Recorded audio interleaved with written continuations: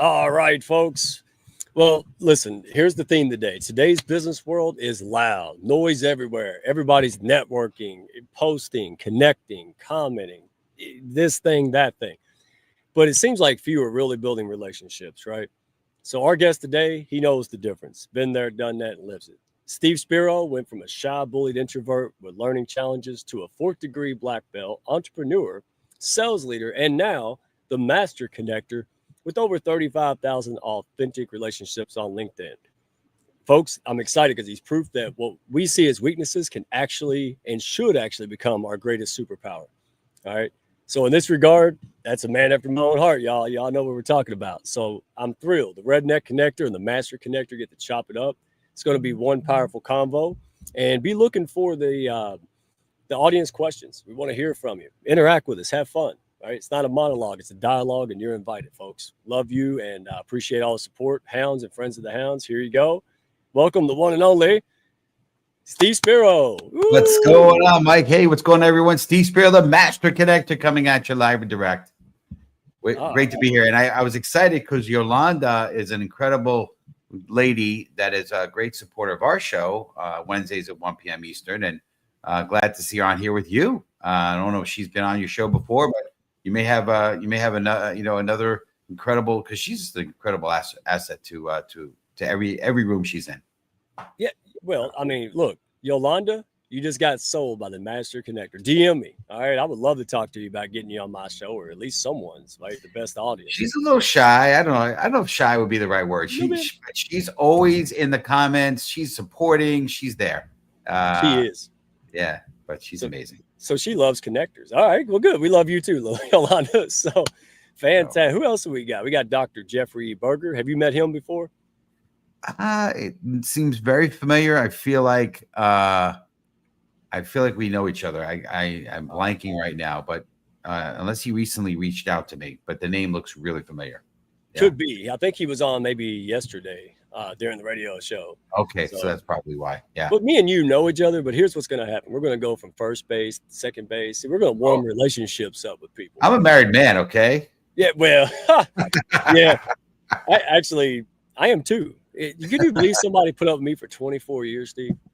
Oof. I don't know how that's possible. Yeah, you got that, man. I don't even know how it's possible. And I'm me. I like me.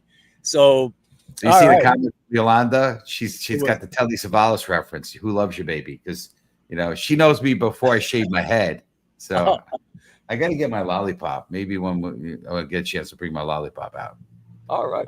I don't know. Some people who don't know, probably not old enough, won't know what reference I'm giving you. But Telly Savalas, Kojak, he used to have a lollipop, and his favorite phrase was, "Who loved you, baby?" So you're in the right audience, because see, cool. If I make a Rocky reference, about 80% of them get it. When I go to other things and I say Rocky, and they're like Bullwinkle, like my grandfather used to watch it. I'm like, all right, I'm in the wrong room. Yeah, all right. Yeah. So let's chop it up, Steve. I want to start at the story, man, because I want people to relate to this. People oftentimes, like me, I did it. I do it a lot, back in the day, and still do sometimes. We look at somebody who has success, right? It's that 40-year, the overnight success that took 40 years, like D. Scott Smith said. Yeah. And we think, well, but, even though he said I can do it and he had a hard time, well, he's not like me, right? He's got more advantage. He's naturally gifted. He's got strength I just never had. And God, nothing could be farther from the truth, right? Mm-hmm. You just made a decision. That's what you made. So let's get into that, right? You talk about this, and I love it because it's relatable and it's real. You talk about going from that shy, bullied kid to the master connector, right? Living the life, not just business success, but more so life harmony. Mm-hmm. Tell us about that background and what was the turning point for you, Steve? I think, it's small stepping stones. It was not one thing that was the major change, right? I think first stepping stone for me was, I believe it or not, I didn't have the classic. I know you're from the country, right? So, this, you're in a school, high school, maybe even college in a town that I literally commuted in by subway into high school.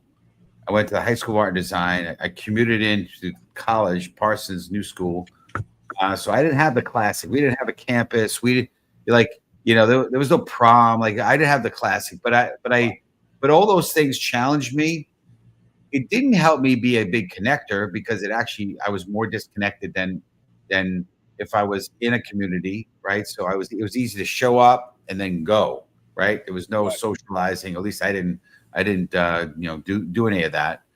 Having my dad had a liquor store, he had me run his store early on. So I was like, here I was 12, 13 years old. I don't know if probably the statute of limitations is over by now, but it's probably illegal for having a 12 or 13, 14-year-old, doing running a liquor store. But I did that. So there's little pieces that kind of started to get me a little bit out of my shell.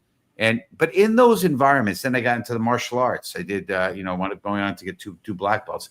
And in those environments, I was okay. I knew my place. I knew my role. In the case of the martial arts, I saw my sensei, kind of in front of the room, and he, the way he carried himself and the commands he would give, I started to get a visual and a sound of what that looked like. So I could, when I was asked to do the class, I could play that role. But it was all kind of superficial. There was no real connection, but I started to get out of my shell a little bit, at least from a perspective of just, as I said in the, yesterday's show, I literally locked myself in my room. My best friend was Captain Kirk, and, Ralph Cramden from the Honeymooners and Felix Unger from the Odd Couple, right? And those were my best friends, right? And so, because I didn't want to be around, I didn't want to get hurt. So I broke away a little bit, but still, and then I wound up getting out of college and started an advertising company. Another step, another stepping out. But now, even though I had an art school background, besides being the art guy, the creative guy of the advertising company, my partner was a copy and marketing guy.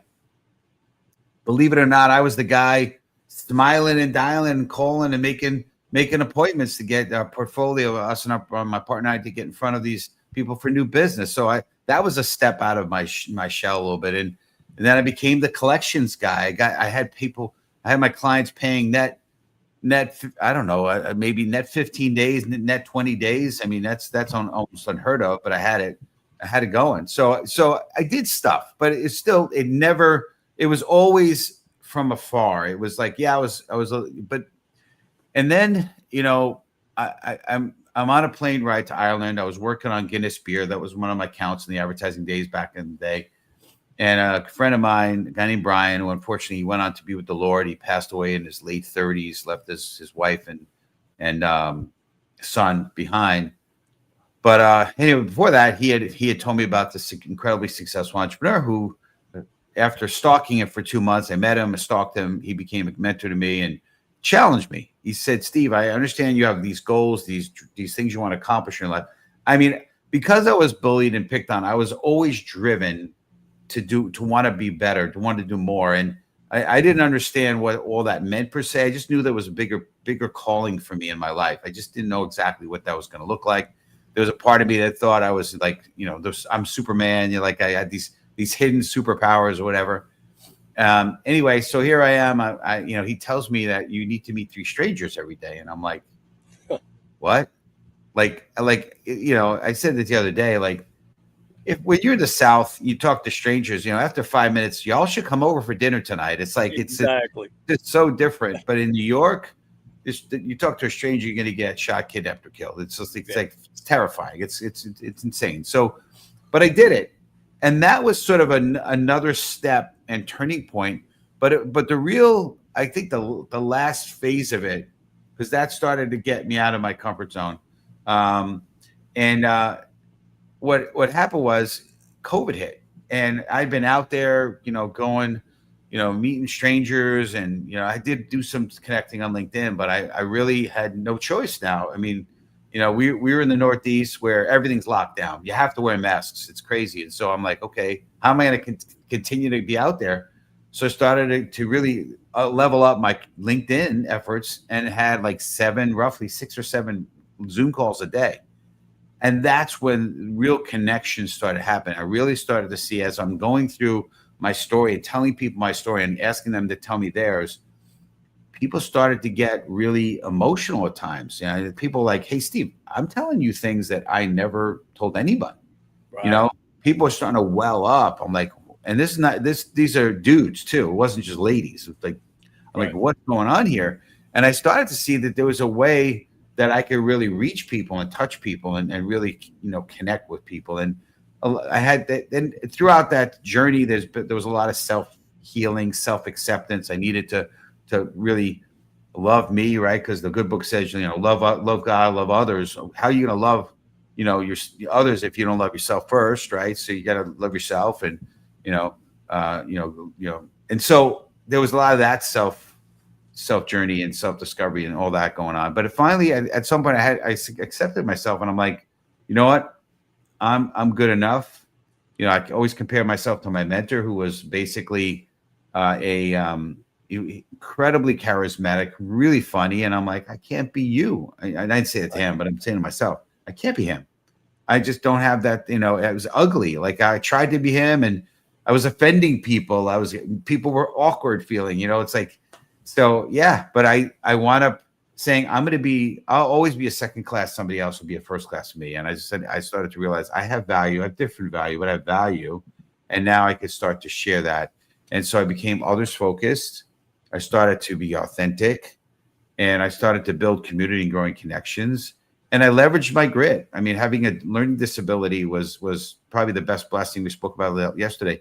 The best blessing that could have been, because it turned me learning how to get through obstacles and challenges and work around them. So, but yeah, so that's a really long answer to your short question. But there you go. Now you have a little more of it. I know we have an hour, so I figured I could rant a little bit.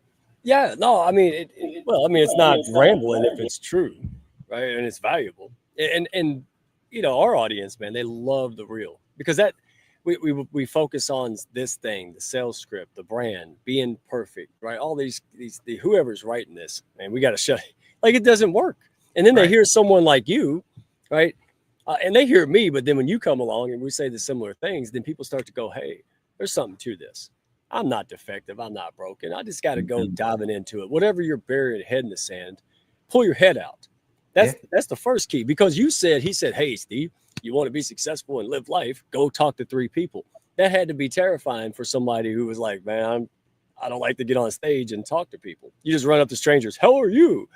Especially in New York, right? Like, hey, I'm walking here. I mean, it's, so it's by the way, put in the comments. I'm gonna help you with some engagement here. Do it. If you'd like me to share the secrets and how I help meet strangers and turn a stranger danger into a friend in a very short period of time. If you're interested, put it in the comments. If you don't say it, I'm not going to do it. If nobody puts in the comments, I won't do it. All right, you heard it. All right, let's play. We'll see what happens. Maybe nobody cares. Who knows? We'll see. We'll find out. Right? Experiment. Well, and again, we joke about it, but that's it. You, at some point, whether conscious or not, Steve, correct me if I'm wrong, you just said, what I got to lose? Like, if I go try it, it might work, it might not. For me, it was being sick and tired of being sick and tired. I just said, I'm just over it, right? And was that you? Or it was like, why not? Just, I'm going to go do it. What's the worst that could happen? And then look at you now, like. I mean, there was a lot of trepidation, and you're right. We got to take her. So, but what happened was there was a lot of trepidation, and yes, talking to strangers is in itself terrifying if you're an introvert. But then you combine the whole idea that these are New Yorkers, and that there's this edge. Now, in reality, what I've learned is when you talk to strangers, especially New Yorkers, it depends on where, like the environment, right? If they're rushing, if you're passing on the street, you can't stop them, and they're going to want to talk to you. But if you're on the subway for a while, you could actually strike a conversation. And if you're normal and not weird, DBW, don't be weird. People are actually friendly. Right. But if they're on the move, you can't, people, the New Yorkers especially, it's just on the move constantly. Like they're just always going. So, if you're online somewhere at a Starbucks, people will talk. If you're sitting having coffee in Starbucks, they'll talk, right? So you just got to be a little bit, strategic about when you talk to strangers. So I learned all those things. It's crazy, but yeah, it was terrifying, but I did it. And one of the things that I learned is, and I think a lot of my grit and determination was cultivated in the martial arts. I just learned to break through my barriers of fear. Fear is a liar, right? I think there's a song, right? Fear is false evidence appearing real, right? It's, you got to feel the fear, but do it anyway. And I've learned that. And so this was one of those things too. It's just another thing. Yeah, I'm going to be fearful, but I'm going to do it anyway. Yeah. Oh, look what Dr. Jeff says. All right. So I asked the question. I said, "What's one obstacle in your story that actually shaped your strength today?" And Dr. Jeff's got an inspiring story. It's been an honor to know him and work with him for so long. He said the one obstacle holding me back was self-love. Once that changed back in 2018, all I can say is game changer. It's been nonstop since. And let me interject. You said it earlier, we're proving it today. And I've got special forces guys and all kind of people, like really tough guys who are now going, yeah, maybe I should be vulnerable. Maybe I should drop that. Not that you go run around and be a doormat. No, that's not what we're saying. No. But, true strength and power comes in shapes and sizes, right? And to be able to share a story to inspire a human being, I don't know where we thought that was weakness, but I'm glad to see a resurgence of people coming out like you guys. Maybe it's different from where you're from, Mike, but in the Bronx, in New York, typically we're programmed, guys don't show emotion, tough it up, right? We don't either. Yeah. So, and then I am, I'm this gentleman who's incredibly successful, and he's charismatic, he's funny, he's a man's man, and I'm seeing him talking on stage or in crowds, and I'm seeing his eyes get teary and holding back, crying, and I'm thinking to myself, the programming, it's counterintuitive. The programming, but wait a minute, I'm saying to myself, he's incredibly powerful because he can actually be vulnerable enough to show his emotion, and that's powerful. It's not weak; it's powerful. No, I mean, and I was blown away. It is like like Curtis Rivers, right? Former Hollywood stuntman.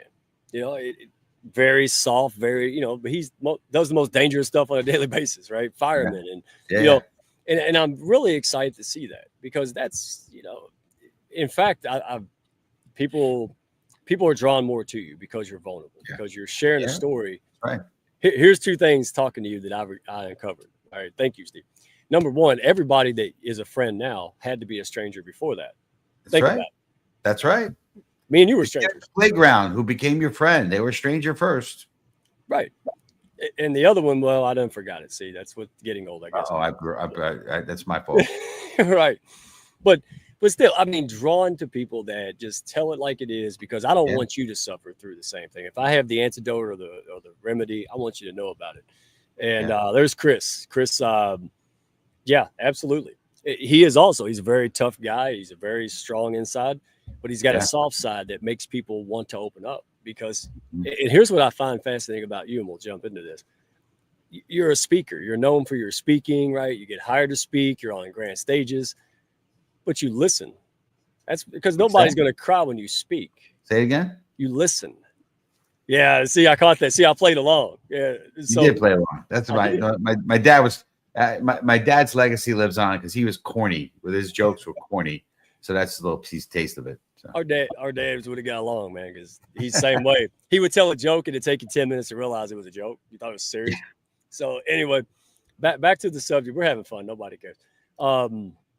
Let's jump into it because, for me, Steve, it's been community. Man, that's been my way of turning that hurt into strength, right? Into purpose and the impact. For you, it was speaking, right? Yeah. That's been yours.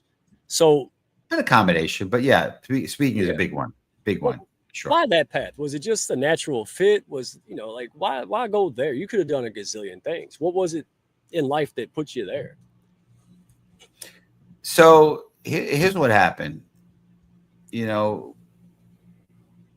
I want to be thoughtful about this and not just like blurt it out, right? So for me, there's a tendency to be quiet. That's and again, that's the comfort zone. and I've learned to live. I've learned that there's danger in the comfort zone. You gotta break the comfort zone. So the number one, it's comfortably quiet. So this is like me fighting that. That's number one. Number two, the more I told my story, even on a one-on-one basis, I saw people, the spark, the light go off. I saw them get inspired. And I'm like, if that could happen on a one-on-one basis, imagine what it can happen on a mass basis where you have a lot of people on stages. And so when people inadvertently start asking me to speak because they were intrigued on how I became this master connector with, I don't know if it's 35,000, but it's around 30,000 LinkedIn connections. Let's just say it like that. But when you combine my cell phone, which has got 18,000 contacts, it's probably 30 or 40,000, right? When you count all that in terms of overall connections. But they were intrigued. So people asked me to speak. I started asking me, and when I did speak, yeah, it was tough, I got to speak. But when I started to speak, it was liberating. And when I saw the reactions, it was empowering. And it was inspiring. I mean, and then the feedback you get was amazing. So it's tough to do it. It's like, I was at the gym earlier today. I had to push myself. The body I'd rather just sit at home, watch Netflix, and eat butter pecan Haagen-Dazs ice cream. That's the default mechanism.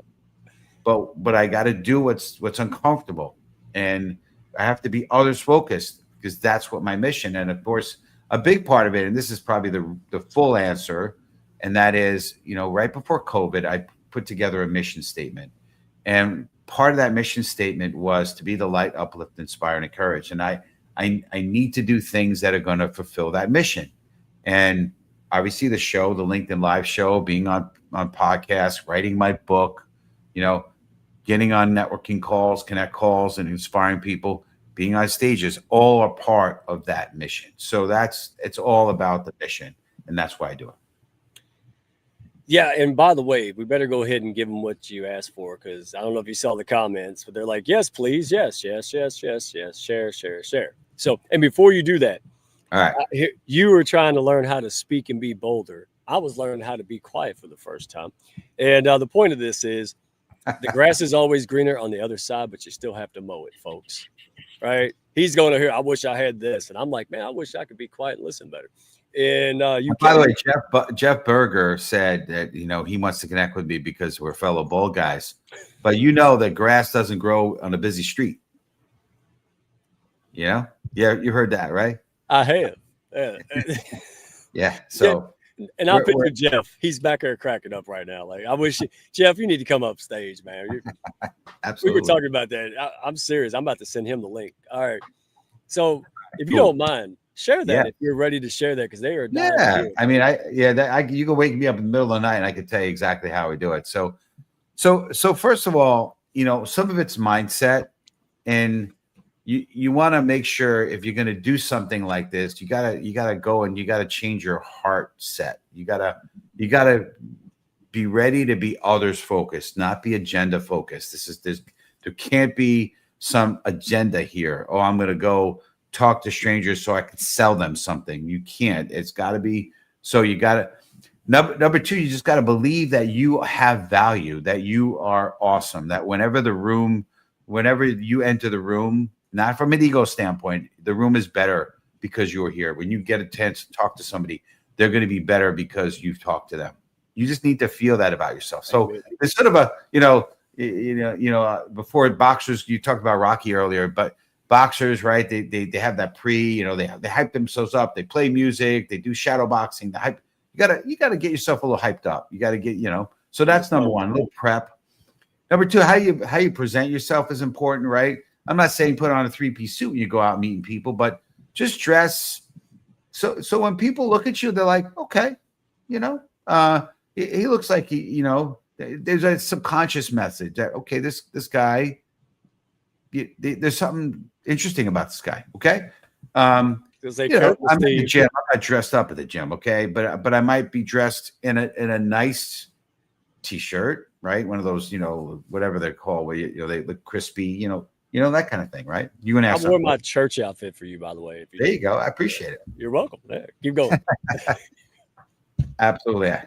So how you present yourself, you should be comfortable, right? Because you don't want to be sweaty, because that doesn't give off the right impression. Maybe you're nervous if you're sweaty.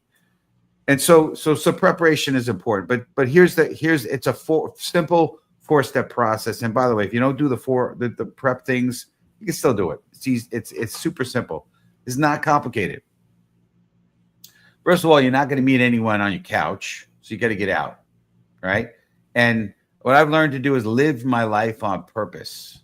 So, like, I go to places where people are on purpose, and on purpose, I don't go to the short lines at the supermarket. I go to the longer lines, right? I don't go to, I go to the gym when it's the busiest, not when it's the lightest. Okay. I know that's counterintuitive, but you want to meet people, you got to put yourself in the right place. Okay. So, I always think about if I'm going out to meet somebody. By the way, most of the time I'm just living my life, but if I do want to, hit that goal of 3 street strangers a day, I got to be on purpose sometimes. Right. So I'll go out and, purposely live my life and do things on purpose. Right. And so you want to go, and I think to myself, okay, where are they? Right. Where are the people you're looking to meet? If you want to go and meet, if you're looking to meet retirees, then go to the gym at 2 or 3 in the afternoon. If you're looking to meet young, busy professionals, you're probably going to need to go to the gym, before 7:30 in the morning, or after, right around 5 o'clock, 5:30, right after work, right? So you just got to be purposeful on where are they, okay? All right, so here's the 4-step technique. It's very simple, straightforward. It works every time, in my opinion. Take ready? Notes. All right. I'm ready. Number 1, break the ice. Whatever that is. Hey, nice hat. Hey, are you a hunter? Hey, I wouldn't know your name, but what's up with the outfit? Are you a hunter? Like, what's the story? Like, or hey, I don't know. Like, if they have a shirt that says Harvard, hey, did you go to Harvard? Whatever. Doesn't matter. Whatever. Don't overthink it. Doesn't have to. I've thought about the best icebreakers. Silence. The stupidest icebreaker sometimes gets conversations going. Oh, my daughter did it in the hardware store yesterday. She just turned around. The lady said, "You're pretty." She didn't know what this is. Oh, well, thank you. Right. I was like, now we get the first line service. Yeah. Yeah. And sometimes this works better, I think, in the South, but sometimes a straight up hello can work, like smile. Yeah. Smile. Hello. Right. How you doing? Like, but an icebreaker, and an icebreaker that is a question, because it requires a response. And what I like to do is so if you tell me about your hat, and yeah, I do like to hunt and fish, and where do you go? And, how'd you get into it? And, when do you go? And, you go 3, 4, 5, or 6 or 8 layers on just that from the icebreaker. Right. You didn't go to Harvard. Where'd you go? And, whatever. Right. Or why are you wearing a Harvard shirt? It was on sale. Whatever, but you could go multiple layers. So that's number 1. Break the ice. Multiple layers. Where are you from? Oh man, I live in Kentucky, but I moved here from Chicago. Whatever. Like, why'd you move? Was you some lady, or like, job, like whatever, and you could go 2, 3, 4 layers. So where are you from? So and then say, what's your address? Is that yes, or is that creepy? That's a little creepy.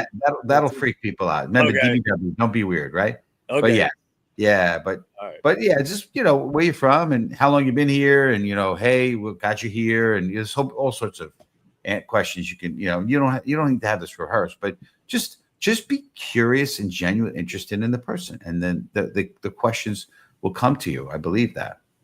And by the way, you got to read their body language. If you're getting the feeling like they're kind of pulling away, okay, just stop. Okay, again, DBW, don't be weird.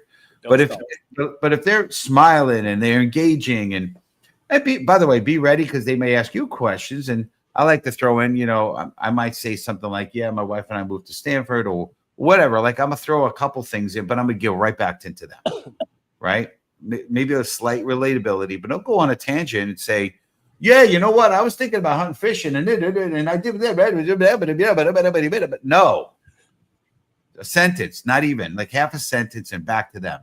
Okay, yeah, you go read How to Win Friends and Influence People by Dale Carnegie, and there's a story about how he's at this cocktail party, high society cocktail party, and this high society woman, and they're talking, and later on, a mutual friend, she says to the high society lady says to the mutual friend, he was the best conversationalist. And it turns out he had said like 3 words, right? And so people, when you listen, like you said before, and don't talk, that's why introverts are actually in reality are better connectors. What was that? Introverts are better connectors. What would you say for that? The listening part. I like it. Yeah. See, I turned it back on. Got me now.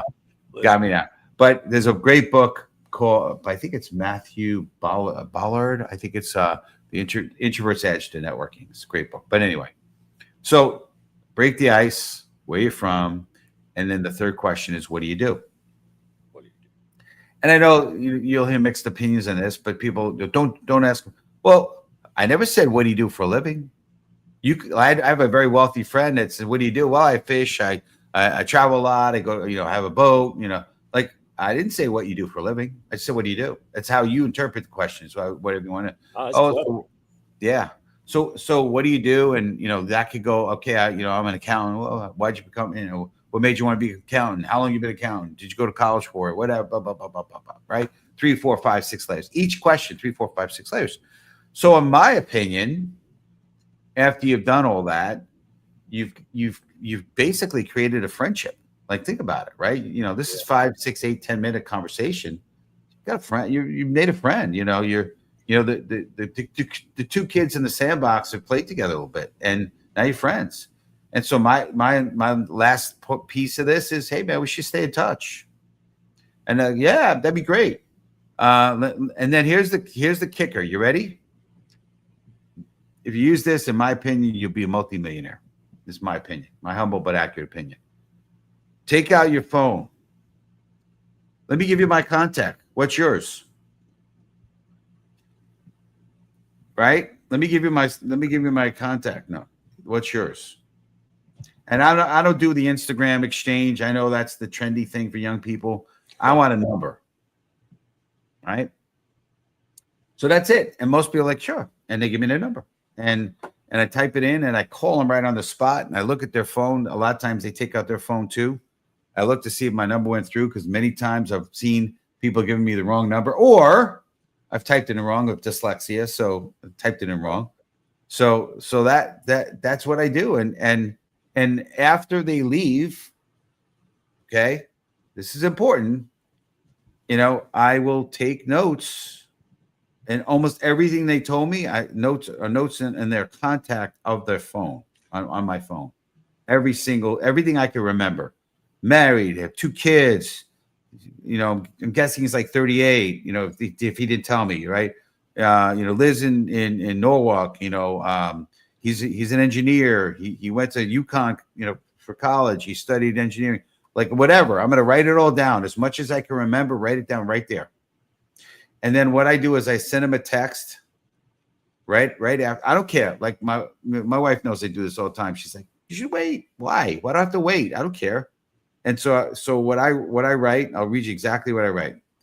Hey, it's Steve Spiro. It was a pleasure meeting you. I'm huge in the power of networking. You never know. I'm involved in several businesses, and who knows, maybe we can connect on something business-wise, open some doors, or I can be a resource for you. Find me on LinkedIn, and I give them my LinkedIn profile. I send them right there. I also send them to my website if they want to see that. Let's connect. Let's schedule time to talk again. And many times people like, absolutely. And then the last thing I do, this is after I've met them, I immediately go on LinkedIn and I find them and I do a connect request. That's my process.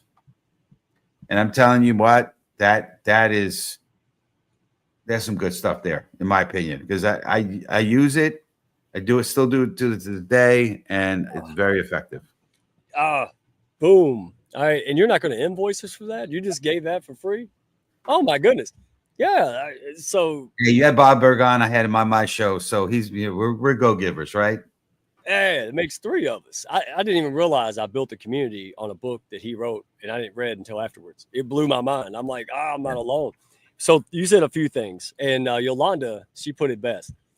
You read my heart. She said, when you finally do it and it goes well, you wonder why you haven't done it earlier. I just That's it. told you that backstage. What?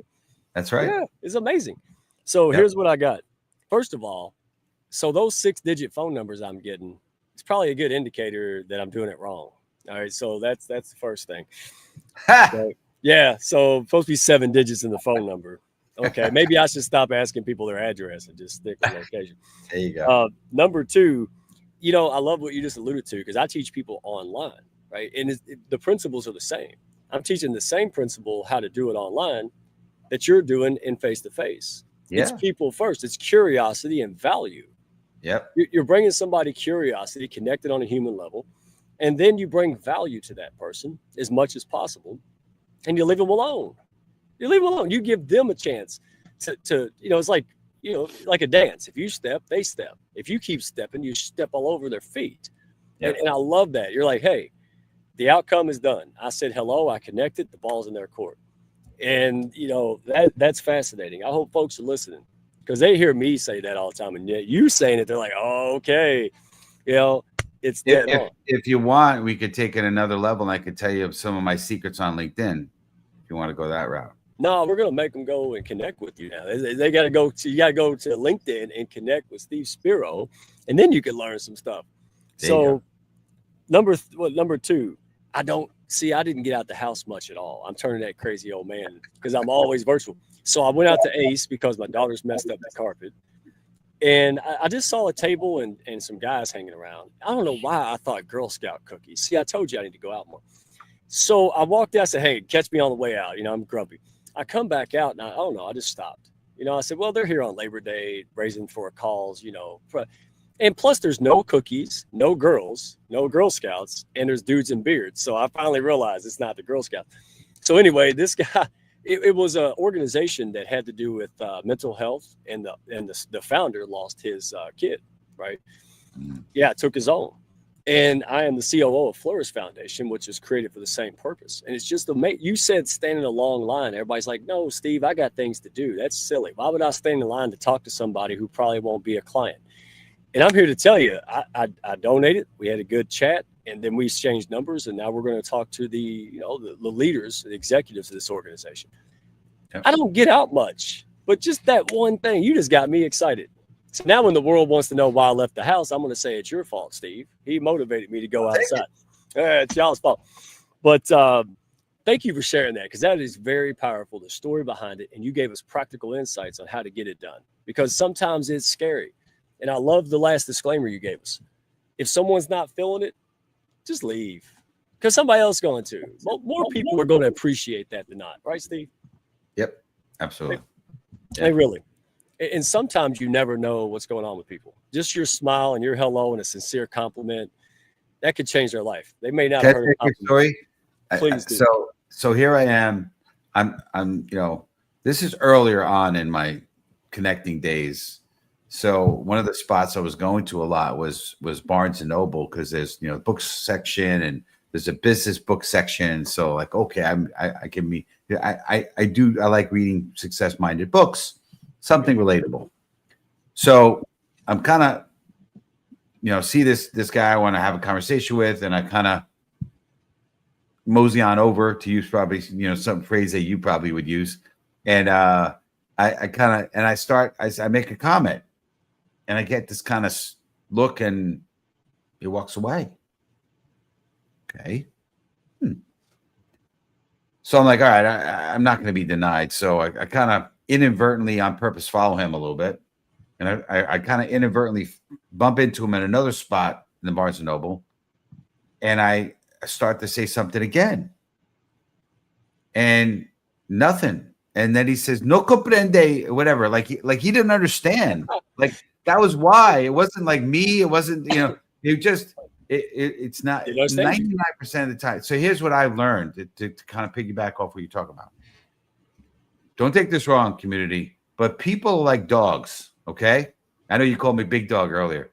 They're like dogs. Yeah, but they're like dogs. They're either like a German Shepherd, right, or they're like a what would you call it? Like a golden retriever. You know, they want to lick your hand, and you know, or they're like a cat and they just don't care and they walk away. And those are the responses. And it has not that a German Shepherd not being as friendly as a golden retriever has nothing to do with you. It's the way they are. It's their personalities. So don't take it personal. If they kind of get grumpy, it's not you, and don't take it personal. All right. So just looking for the golden retrievers. That's a spot on analogy. It's not you. You know, I told my daughters all the time. I said, you know, look, we all deal with it. Other people are just better hide it than we are, Steve. You know, like I go on social media and everybody's toilet doesn't clog except mine. Everybody's kids are ready for school except mine, right? And we live in this world like you just got to say, come on, right? There's 8 billion people in the world. You're not going to run out, right, Steve? That's right. Get it done. Be your best self. If somebody isn't ready, maybe they'll come back later too. I want to pivot on this. So what I've found is that sometimes it's the right person at the wrong time. It's not about you at all. But so if you plant a seed, you know, like I'll go with a quick story because I want to hear yours. But I remember sitting down financially with a couple, and I loved the lady, met her husband, and I was like, ooh, you know, like opposites attract. Woo, that's an understatement. So I just let it go. I said, listen, you know, if you change your mind, you're serious, you call me back later. We'll pick up where we left off. No embarrassment, no rehash. 6 months later, she's divorced, calling me back to work with her, right? So again, this whole 6 months, though, I thought, well, I suck. I didn't do this. You know, I misstepped. Had nothing to do with me. Of course, they didn't want to talk about money because that was happening and they didn't tell no one. Right. So I share that because I want people out there who get rejected a lot, right? Oftentimes, it really isn't you. Right. Yeah. If you're sincere and you're trying and you come up against Steve and you're crusty and you don't know what to say, the likelihood is he's going to help you and coach you, not shame you. Yeah. Right. But if you get around somebody who built a career on, you know, kind of not caring about people, just remember discernment is the key. Right. What's your attitude, if anything, to that? Because you've been there. Yeah, no, I think you're 100% right. And, you know, so I have stories, you know, because I have a cadence of people. I'll text people every whatever 6 months or a year or whatever, because not they don't always respond. Because my goal is to somehow get on a call or get coffee or get on a Zoom call. And there are times where it could take 3-4 years, and they're like, you know, yeah, you know, and I appreciate your persistence. Let's get on a call, right? And it's happened through LinkedIn. You know. Number one, it's timing. It's maybe there's stuff going on in their life. Number two, this power of you being consistent and persistent, and people respect that a lot, you know. And so don't just give up. And you know, listen, if somebody texts you and says, "Hey, Steve, hey, Mike, take me off your list," or you know, "Don't call me anymore." Okay, I'm not going to call him anymore. That's that. But it doesn't happen that often. But yeah, it's just a perspective. But on that note, Baz Porter said this. He said, "There's no such thing as spam if there's value in it." But see, again, don't get upset when you try to sell steak dinners to vegans and they say no. They're supposed to say no. It doesn't mean your steak sucks. It just means they don't like it, right? Like start looking objectively at things. But that's hard to do when you don't dial in. Yeah. What I want to say is if you are always looking to add value to them and not trying to sell them, you're always doing the right thing and you feel better about you, right? But if you're trying to get them or get them to buy or get them into something, people, I think Yolanda maybe put in there, you know, that will come out eventually, you know. You know, it comes out. So you just but always add value. If you're adding value, there it is. Eventually your motive will be exposed. There it is. There comes straight. Right. Yeah. So you just got to have the right mindset, the right motive, be others focused, looking to add value, you know, and I know we're probably not going to, but on LinkedIn, if I do a connect call, if I feel that the person's good and they're, you know, they don't talk my ear, like, it's funny. I say we have a 30-minute block of call, and I've had a few people, not a lot, but a few people speak the entire 30 minutes. And if I didn't say I got to jump, they would continue on. And I'm like, wow, So I'm not doing it with them. But but anyway, hopefully, people have some discernment. But at the end of a call, if I feel pretty good about the person, I'm going to offer up 3 or 4 things, add value things, not like to try to sell them, but I'm, hey, let me make some introductions. Hey, I got a networking meeting you want to come to. Hey, let me send you this cool book that I just got. They show, like, I'm going to add value. That's it. It's just add value, add value, add value.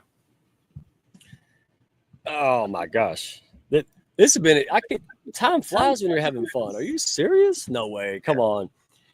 All right, we don't leave yet. Every time I say that, people are like, oh, it's done. No, we're not finished. But because you said something yesterday that was profound, and it was extremely insightful to me. And I thought, it's got to be to others. So we want to get there first.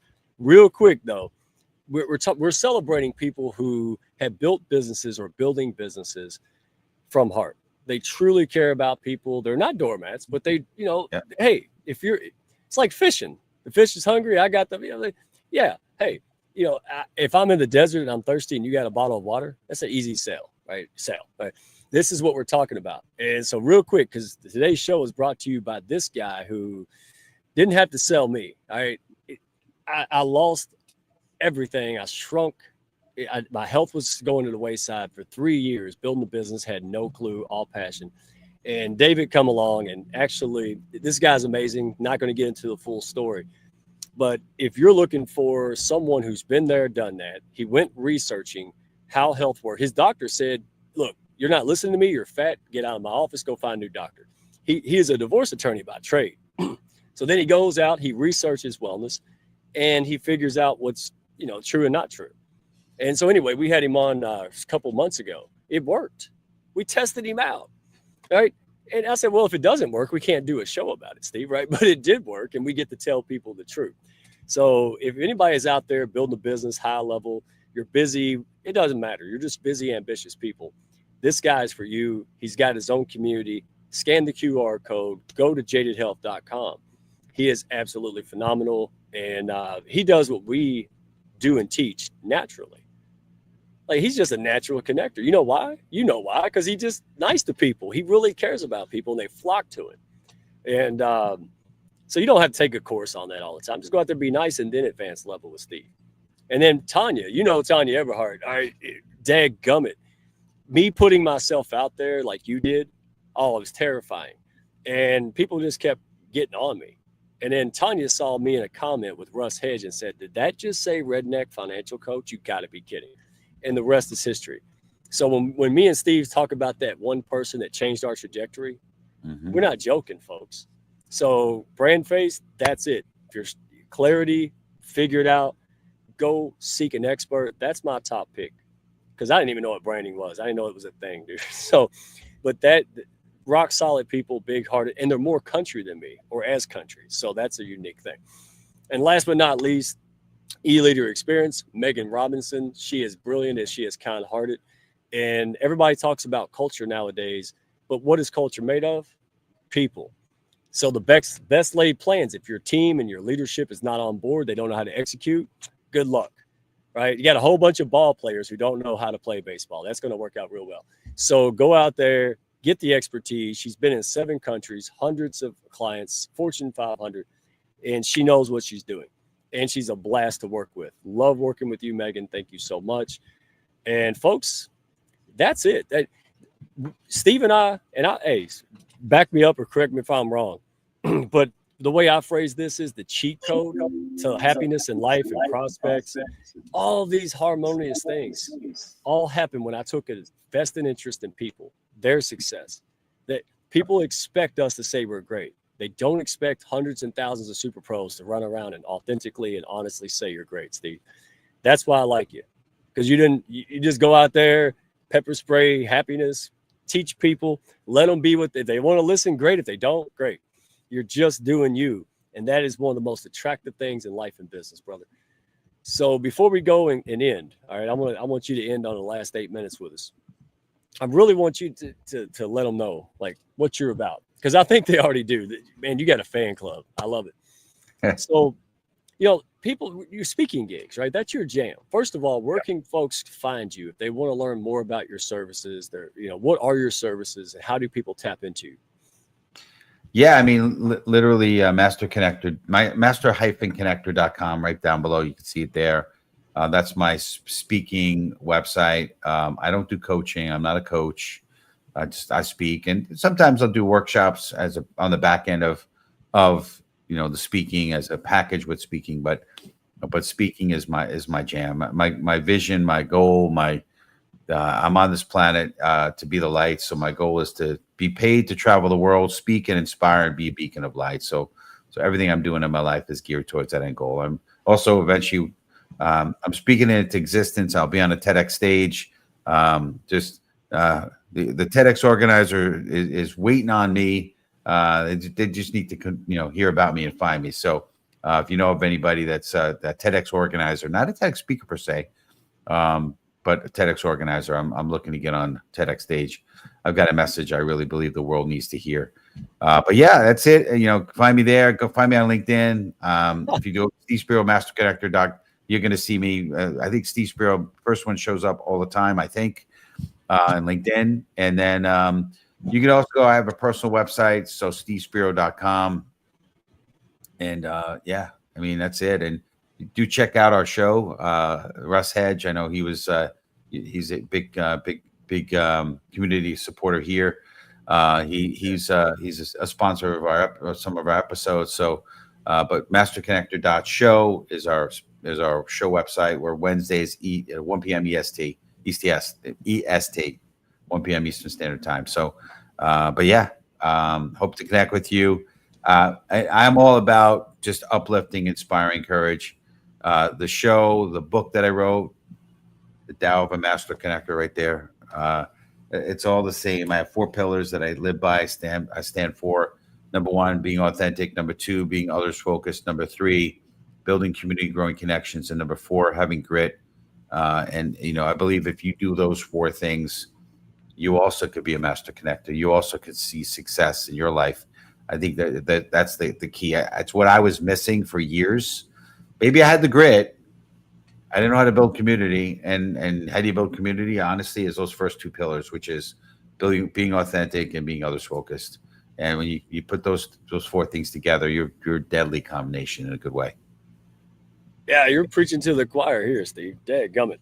Absolutely. So, and by the way, this is epic. I actually know the godfather of TEDx. He'd been doing it before it was like famous and everybody knew about it. His name's Davin. Dude, oh, I'm so excited. I was sitting there going, who could I possibly introduce to Steve that he doesn't already know better than me, or at least Davin. Yeah, you probably do know him. You just forgot about it. So you got a big Rolodex. But yeah, remind me. I would love that because he's a super guy, right? That'd be great. And we need to see more positive messages out there, Steve. So anything I could do. And you were gracious. See, that's what happened, folks. When I got off there, Steve said, hey, he said, go in there and, how can I serve you? Gave me some action steps that I haven't took yet. I'm going to. But that's service. I was believable. It's not that he said it and I thought, well, what's he up to? I said, this man just wants to help somebody. That's unbelievable. So any words of wisdom? Only thing I'm going to ask you before we end, because we got to get through all these. And by the way, he said, remember the dating rule. All right, Jeff, see, I'm trying to behave here, and you're poking me. So real quick, Steve, you said it eloquently. Here's the redneck speak. If I said this, I had to. I was at a bunch of real estate brokers and all this stuff. And I said, listen, if you all pulled the stuff you do on social media marketing that you do in your dating life, all y'all be single right now. I said that if you don't do it in dating, don't do it in marketing. That's a good general rule of thumb. Right? You just don't meet somebody and be like, hey, you want to hang out at my place? That's creepy. Stop it. That's a DM that nobody knows you. Knock it off. Right. So in the positive, what do you want to share with people? What's your calling card for people who might be stuck, who might be, they're listening to you and they're like, man, I'm about right there on that line. I'm about to follow Steve's advice. If he could do it, I can do it. What is your call to these people? The baby step, advice? Take it from here. Close us out, brother. I'm just going to say this, you are amazing. If you're listening to this, you are amazing. God puts a seed of greatness in every one of us. He puts it in you, and you have all that it takes to do whatever you put your mind to. I believe if you get started, stay steady, have a coach or mentor that guides you. Make sure you have, iron sharpens iron. Make sure you have somebody that's guiding you. But if you stay steady, never quit, you will succeed. The biggest reason why I made black belt and a lot of people that's joined my class didn't, is I just didn't quit. I got broken noses, busted lips, busted eyebrows, all this crazy stuff, bones, but I didn't quit. So believe that you can achieve, and you will succeed. And it's a done deal. Just got to believe, and you have what it takes. And that's not a corny catchphrase or something we say. That's the truth. And thank you for being such an open, vulnerable dude, because we need that. Too many people are flying through the wayside. They're not realizing their gifts, and the world's not getting better because they're not doing it because of these things. And thank you for coming up here, giving people I wouldn't say motivation. I would say inspiration to be the daggum best self. Absolutely. Appreciate that. Folks, you heard it. Thank you for the comments. And I got to, shameless plug, no more strays out there. If you are trying to figure out, how do I, go after my goals and dreams? How do I do what's in my heart? I keep pushing it down, and like whack-a-mole, it keeps popping up. Face it, folks. We're not the only option, but we are an option. And Hounds of Business, right? Go to YouTube, Hounds of Business on YouTube. You can find me at Redneck Connector, Mike Asherbrenner on LinkedIn, Old School Carrier Pigeon. But seriously, don't do it alone. We got a group call. Come in, check it out. We're doing amazing things, and we get to roll with people like Steve Spiro. Come on, right? You need the people, resource, and support. There's nothing wrong with you. You just need the support. You need the guidance, and maybe Steve's your guy. Maybe there's someone else. That's the way we do it. So thank you for being a good person. All the new folks in the audience, thank you for showing up. And hey, next week, we have a lady who spent years, decades building brick and mortar, and now she's dominating the social media space. So even when you make it, there's always a next level, man. Mm-hmm. Like, there is no arrival unless you quit or die, I guess. But, always a challenge. So thank you. We'll see you here, same time, 7 p.m. next week, folks. Appreciate you. Love you guys. Have a good one. Now I do Prince's wave. That's my signature. Yeah, there you go. Let's man it up. Thank y'all for stopping by. Be sure to follow, share, and like, and send me a message if you had fun today. Y'all come back now.